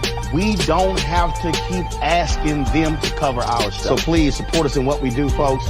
We want to hit 2,000 people, $50 this month, raise $100,000. We're behind 100,000, so we want to hit that. Y'all money makes this possible. Checks and money orders go to P.O. Box 57196, Washington, D.C. 20037-0196. The Cash App is $RM Unfiltered. PayPal is R Martin Unfiltered. Venmo is RM Unfiltered. Zelle is Roland at RolandSMartin.com. When we invest in ourselves, we're investing in what's next for all of us. Growing, creating, making moves that move us all forward. Together, we are Black beyond measure.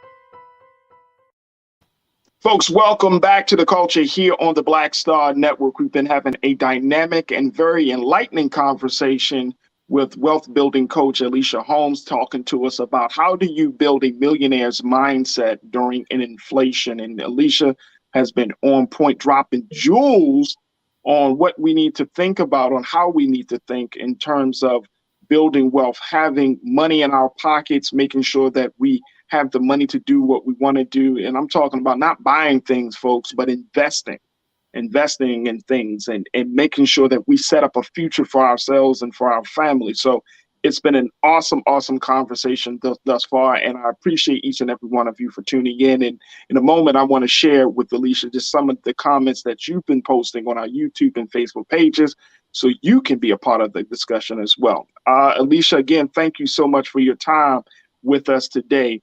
But when we're talking about, you gave us so much food for thought in terms of understanding that, being a major consumer versus being a major investor. But, when we're looking at breaking, and you started off your remarks saying that you wanted to shift the paradigm, but when we're talking about that ongoing conditioned or, financial conditioning, and that's how I'm gonna phrase it, that we have been exposed to since we were children, right? That is continued to be reinforced because of culture, running after money. I got to get this money. Just these little things that we tell ourselves, right? But it's showing us that money is this ongoing, like I mentioned, elusive thing, instead of something that we can tap into, that's close by, that's right there, that's either within us versus something that's outside of us. That's a huge paradigm shift, Alicia. Yes, it is. Yes, it is. That's huge. I'm telling you, that's huge. To see money and to see that wealth comes from within. That, because I'm very clear. I'm very clear, and I could be super wrong, so I don't mind being corrected. But in today's modern times of 2022 in America, one job is not going to be your end all be all. That's not the pathway to financial freedom. And one of our culture crew members online said, financial freedom, baby, that ain't it.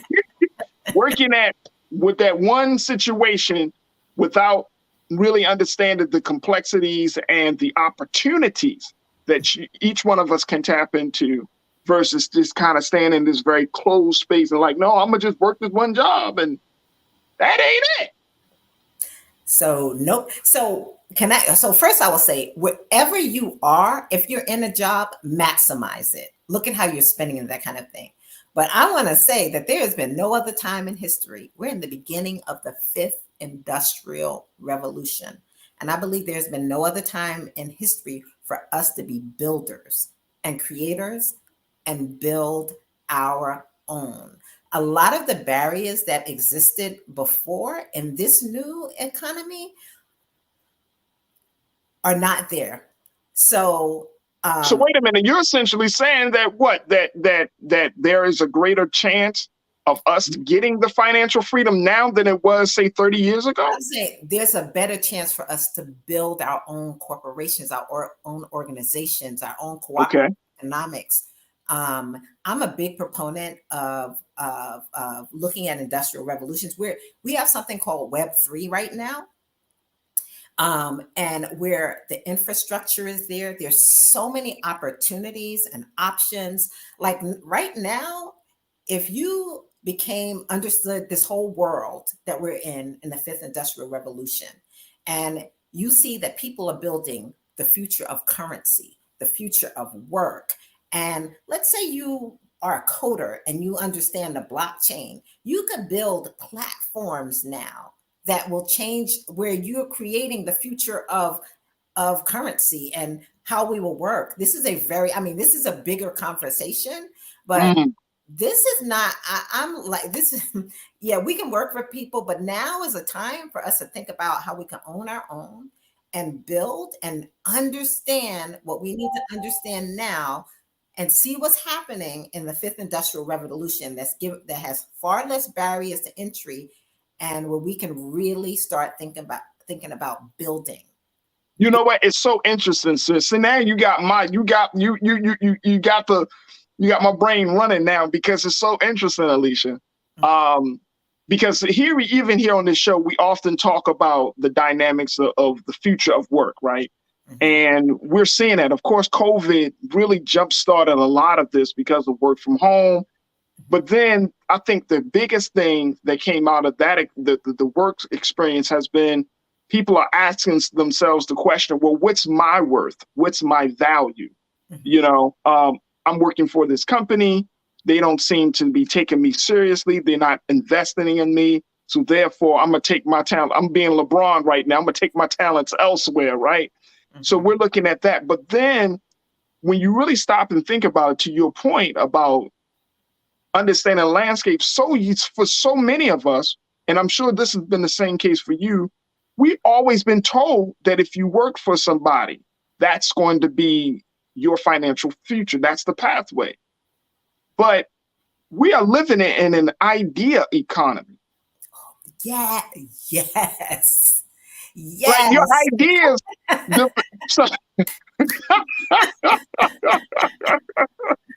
We're living in an idea economy. So we praise the likes of like Mark Zuckerberg. We praise Jeff Bezos for coming up with these ideas. But look at these ideas. You know what I'm saying? They're like huge ideas. But it showed, and I think for Black folks in particular, and this is why this is kind of frustrating for Black folks in particular, especially older Black folks. No shade on my elders, but you got to make space for the next generation. You got to give them the confidence to go out to try some different things. Like, don't be so quick to say, no, that's never going to work. Why don't you get yourself a job? When they have a great idea. This is the idea time. This is a time to dream big, think big. How can we solve problems for our community, not depending on other folks to solve them for us, because that's just not going to happen.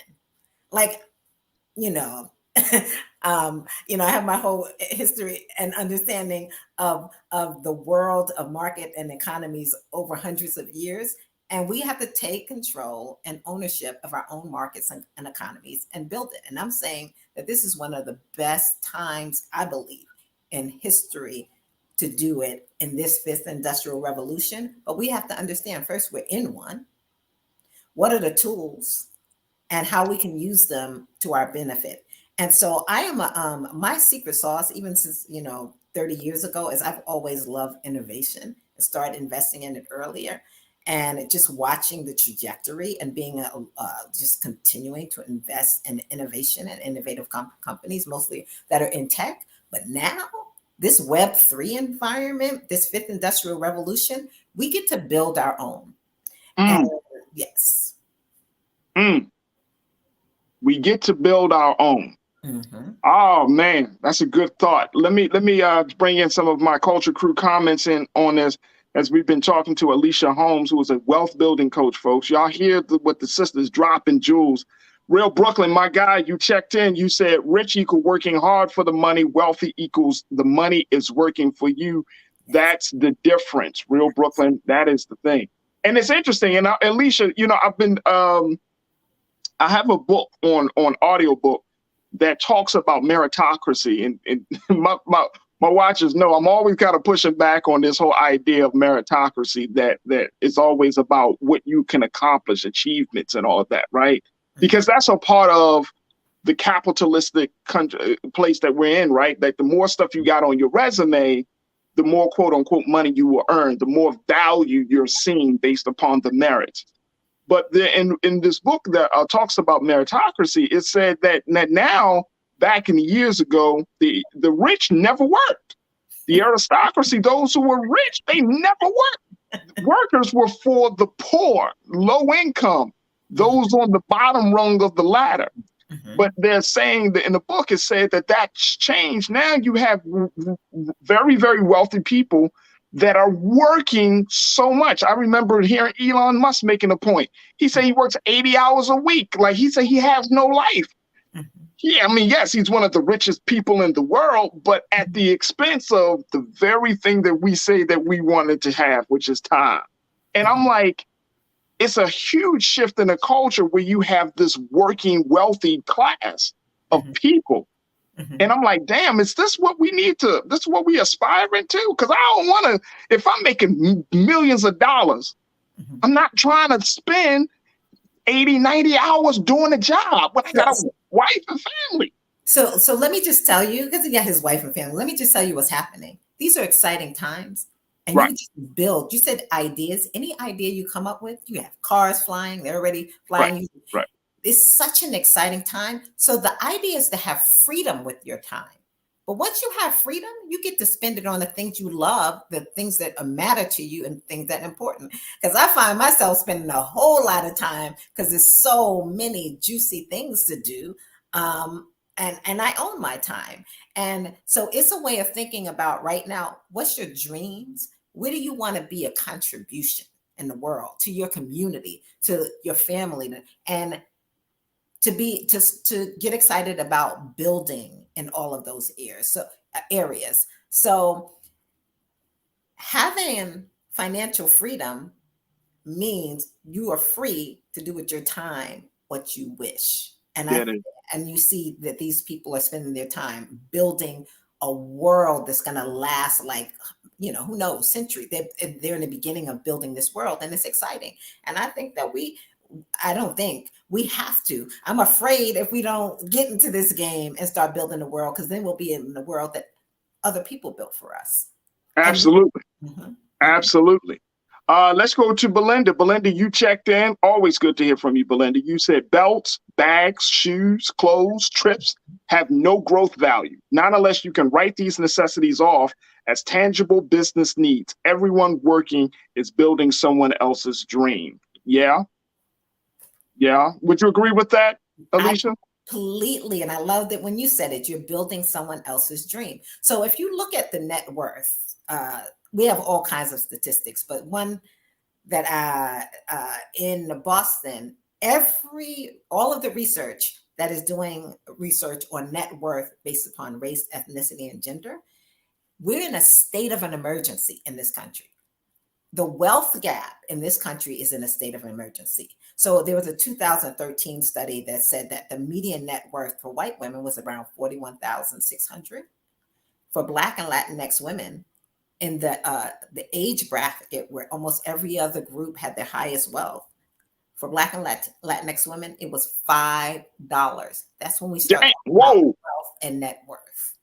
I thought you was going to say it's at least 5,000. You saying $5? $5. And if we start measuring net worth, okay, let me give you one other statistic. So the Federal Reserve of Boston said, okay, we're going to do a wealth study. And theirs is broken down: Black, Caribbean, Puerto Rican, Dominican, white family. So they did a huge study in Boston, and the number is somewhere around, for white families, the average net worth, because that's how you measure wealth. You could have a high income and be poor. Let's talk about wealth, the net worth. It was somewhere around $247,000 for white families. For Black families, they did a combination. I want you to guess what the net worth for Black families was in that study. That's going to be a hard one because I've seen so many different numbers. All right. What about 10,000? $8.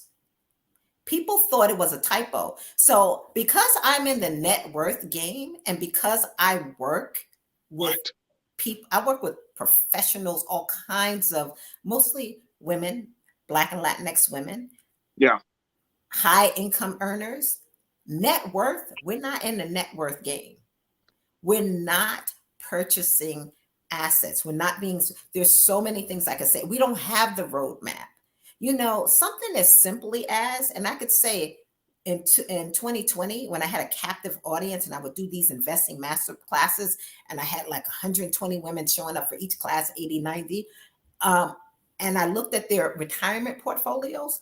Most were in low performing, guaranteed accounts, getting 2-3%, people in CDs. And these are professionals, many professional women. And the simple act of understanding what an index fund is and shifting to an index fund had people 7x their portfolios. I had two young women who had been savings, investing, had a financial professional working with them in all these low performing assets. On top of it were high fees and just underperforming the market. I teach all of this stuff and cleaned that up and doubled their, like in 2 years. And one of them's over 7 figures now, and the other one is close to it. But young professional women, super smart. And so I say all that to say is we don't have the right information. So 90% of the women were in poor performing accounts in their retirement account. 90%. And something as simple as understanding what an index fund is and why that's a good choice. And when I show you the numbers of compounding, leaving hundreds of thousands of dollars on the table. So there's a multitude of things. I call it specialized knowledge. A friend of mine gave me the term. We don't have the specialized knowledge of what it looks like to win in the game of wealth. So this puts us in a couple of things. One is, one of our watchers, Danielle Caldwell, checked in and says, what's the name of that study about net worth? Can you give us any references? So if you look up Federal Reserve of Boston, okay, there's that study. There's a study called The Road to Zero Wealth.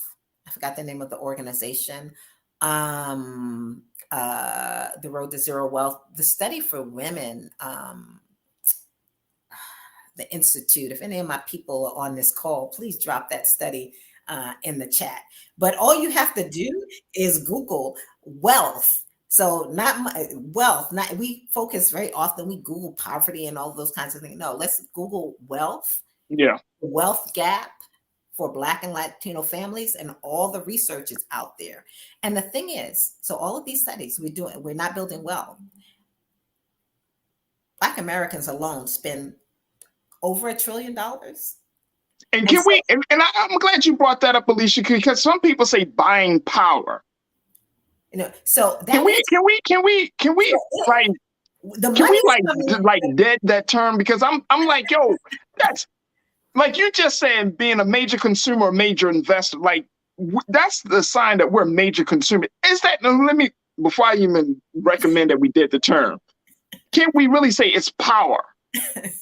We're not using it powerfully, that's for sure. But we can turn it into buying power. And that is no joke, like really and truly, because the money is coming in. Where is it going? It's going to building everyone's wealth. We don't even understand the system when we put it in the bank and we're in these low performing CDs, and then they, turn it into millions of dollars for themselves. And then we go and we buy something on credit and pay back exorbitant interest and have that compounding. And so the people that we purchased the item from built their wealth. The bank, we put it on a credit card, we're building everybody. So we're building everyone else's wealth and multiple times. And so one of the things my coach taught me was to be masterful at managing how resources flow in and out of your life. And so if you don't have that handled, nothing else matters. I don't care how great of an investor, how much money you make. If you are not masterful at managing how resources flow in and out of your life. And so point. That you are, I teach true budgeting, and that's not tracking, that's being intentional. So when resources flow in your life, if you aren't intentional about where they're flowing out, and if they're not flowing in places that build your dreams, then you're not building your dreams. And I learned this at 19 years old. So being intentional. So I work with women who do my workshops and boot camps on looking at numbers of concrete, what is coming in and where is it flowing out? And let me tell you, it is confronting. Yeah, that's a hard conversation to have when you look at that checkbook. Yeah. When you look at your bank statements, I'm telling you. Now, I have some forms, and you want to be accountable, and you want to go to your bank statement and be honest with yourself about where your money is going. It's confronting because all we have to do is make different choices and being intentional about having the life of our dreams, about having freedom, about changing things for generation, but it's all a veil. It's just going and we're not seeing it. I say it's like a colander. Like you pour water in and little holes just coming out, coming out, coming out. Right. And you don't know where it went. And you know what? And I think part of that is that, and if I'm not mistaken, Alicia, part of that is like we use this justification. Well, I just, this is just, I'm just treating myself. You know what I mean? Or this is really not a lot of dollars. And even when we have these conversations, I'm like, yeah, if you buy $10 here, $5, $15, $20, I mean, it adds up over the month, especially over the course of the year. And Mingli, Natasha, Serge, I know everybody got an Amazon problem. It's talking about like, I need to stop ordering from Amazon. We all need to stop ordering. Everybody got an Amazon problem. So I have to say, there are some time-tested ways of mastering this where you set it up right and you don't have to worry about it. But we just don't know how to set it up right. I teach people how to set it up right. And then you got to be accountable. So if you're not, following your own script for having your life of your dreams, I had someone I was working with years ago, and she kept going to the store buying these $10 drinks because she liked the $10 health or some kind of drink. And, we looked at what that was doing to her budget. And one day she looked at that drink and she's like, this is my house. And it's real. Because I show folks with their credit cards debt, like line them up, look at how much interest you paid. You're going to own a home, like literally, of the money that you gave to credit card companies over a 10-year span or whatever year span. And so off of little things, all of those little things we buy is costing us the house we want to own, the dreams that we have. But again, we have to have the specialized knowledge, in my opinion, because they're time-tested ways to be masterful in this area. And if we don't, absolutely, we don't know. Absolutely. Alicia, we got a few moments left, but I want to get your take on where we stand today, because today is officially Black Women's Equal Pay Day, September 21st. BusinessInsider.com put it out there that it would take Black women working from the start of 2021 through today to earn as much as non-Hispanic white men made in just 2021. I'm going to put this out there for you. This is 2022, y'all. So it would take Black women working from the start of 2021, January 2021, through today, being September 2022, to earn as much as a non-Hispanic white man made in just 2021. Just let that marinate. I like, it's been marinating for a long time. If the system is currently the way it's structured, it doesn't really serve us very well. And is this the system of capitalism though, Alicia, or is this the system of pay? You know what I'm saying? Like because I feel like it's both.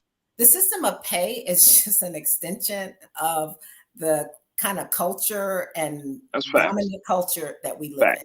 That's all it is. It's an extension of that. We have to build our own. When we have resources, we have to be masterful at what we do with those resources so that we don't let the system victimize us. So we don't understand when we're out there being major consumers, we are victims. We're being victimized. We are working hard to make other people wealthy and to keep us doing it. And so let's get out of the mindset of being a consumer and being an owner. So what do Black women do today in 2022, September 2022? What do the sisters do to really bring it to get some level of power, to feel like they're closing the gap, or to feel like, you know what, we're making progress?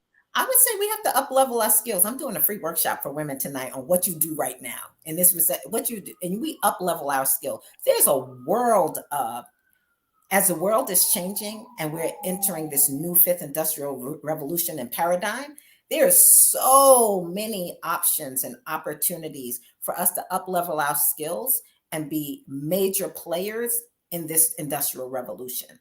And a lot of it is in the tech world, but you don't have to just be tech to take advantage of this. You could be a great salesperson, but if you're doing it in the right areas, if you're doing it in the world of the blockchain and Web3 and those areas, and you're understanding the terminology, the language, the power, where things are going in the metaverse, all of those things, let's play in the areas that have the highest potential, usually we don't play in those areas.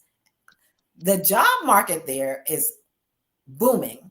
Like the average person is making there was a study about like one of the average salaries in this area is comparable to a Wall Street investment banker. But let's say you don't want to play that way. You can learn these skills. And like I said, you can build. People are building like, there's a young woman who started building land in the building out beautiful spaces in the metaverse and did 7 figures in 2021, you know, because she learned how to build.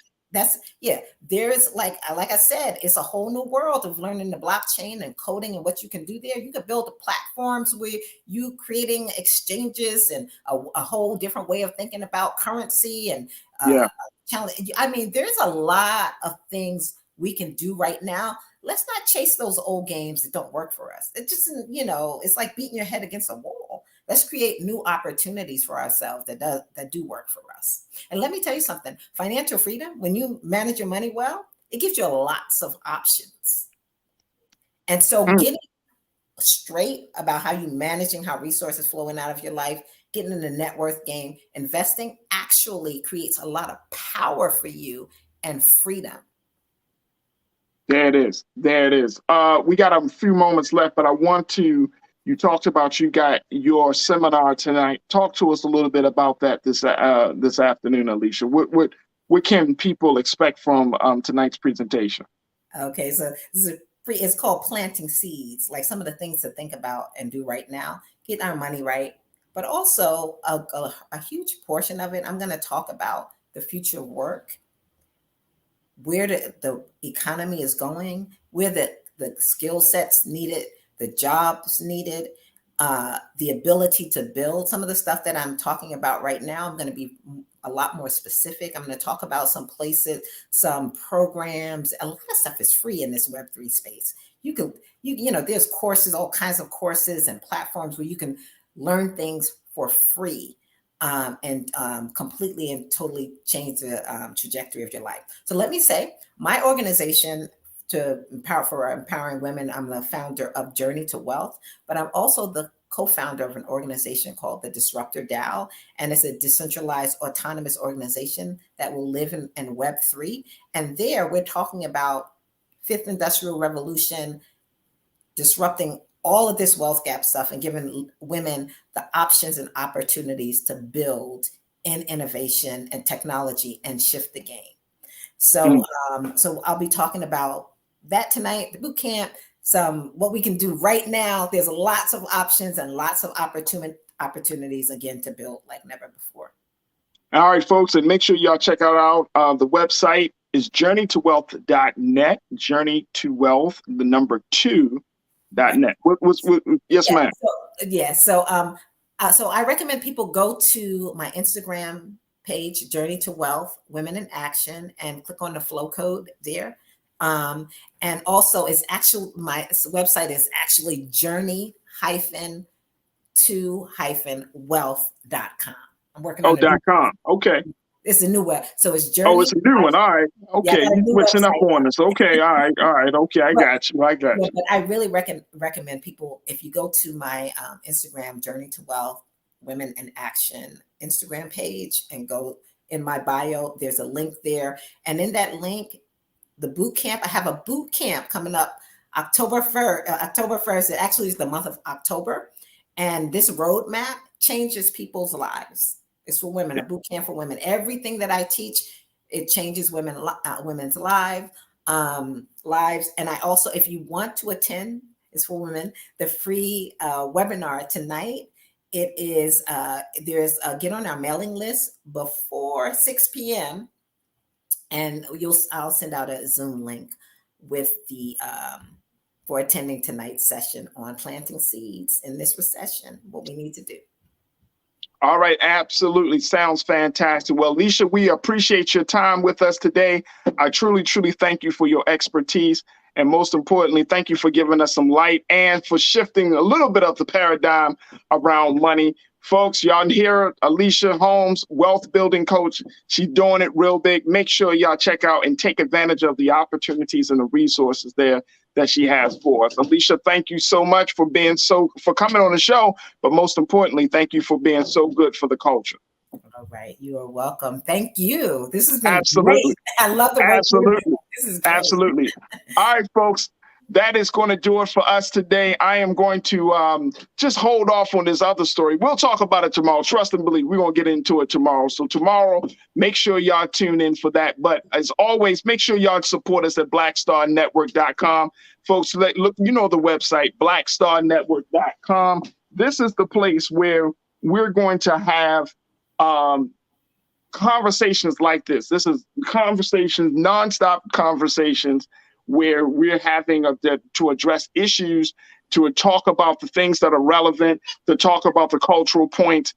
Again, you don't want to lose out on an institution that is bringing it like this.